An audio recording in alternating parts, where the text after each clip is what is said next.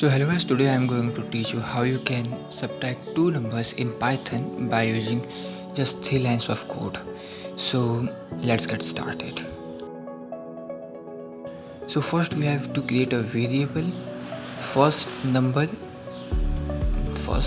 equals to int input, then enter first number.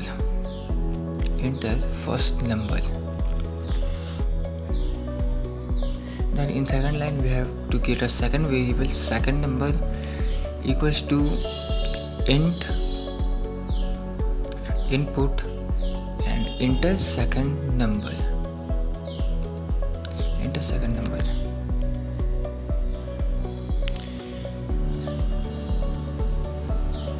Then in third line we are going to use print function, and in bracket we write first number subtract second number, and by using these three codes we can subtract n numbers. So just let's run.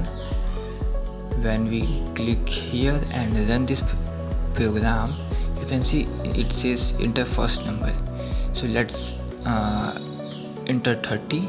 Then in second number let's enter 10, and when I press enter it gives 20.